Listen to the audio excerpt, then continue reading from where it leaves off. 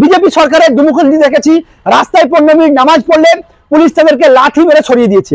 এবং যোগী আদিত্যনাথ বলেছে রাস্তায় নামাজ পড়ার জন্য নয়, যেটা ঈদের একটা বছরে দুটো নামাজ পড়া হয়, আর 15 মিনিট বা 10 মিনিট রাস্তায় জামাত করে জুম্মার নামাজ কিছু কিছু জায়গায় পড়া হয়। সেক্ষেত্রে বলা হয়েছিল রাস্তায় নামাজ পড়ার জন্য নয়। পুলিশ পর্যন্ত লাঠি মারে, পুলিশ পর্যন্ত অর্ডিন্যান্স জারি করে জুম্মার নামাজে পড়তে যাওয়া যাবে না এমন অর্ডিন্যান্স জারি করে। এবং বাড়ির ছাদেতে যদি দেখা যায় বা রাস্তায় কোথায় দেখা যায় তাদের নামে এফআইআর হবে। কিন্তু কাভার যাত্রীরা যেভাবে মাসের পর মাস রাস্তা দখল করে তাণ্ডব চালাচ্ছে, তখন কিন্তু আইন প্রশাসন চালায় না। তো ধর্মীয় কাজে রাস্তা অবশ্যই ব্যবহার হবে, রাস্তা ব্যবহারের জন্যই ধর্মীয় পালনের জন্য রাস্তা অবশ্যই থাকবে। কিন্তু সেই ধর্মীয় পালন যখন দুটো মুখ হয় সেখানেই প্রশ্ন উঠে।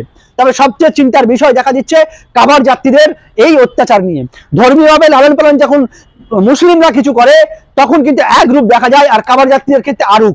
এই কাভার যাত্রীরা যারা এই সন্ত্রাস করছে, তারা যে ধর্মীয়ভাবে পালিত, ধর্মীয়ভাবে লালিত, ধর্মীয়ভাবে প্রশাসনিকভাবে তাদেরকে বৃদ্ধি করা হয়, এদেরকে দিয়েই রাজনৈতিক এজেন্ডা সেট করা হয়, এদেরকে দিয়েই মুসলিমদের লিঞ্চিং করা হয়, এদেরকে দিয়েই দলিত আদিবাসীদেরকে মারানো হয়, এদেরকে দিয়েই যে বিজেপি ঘৃণিত কাজগুলো করছে সারা ভারতে, যে বিজেপি বিভেদের রাজনীতি করছে, সে বিভেদের রাজনীতি এদেরকে দিয়ে করাই বলে এই রকম সন্ত্রাসযুক্ত কাভার যাত্রা তৈরি করেছে।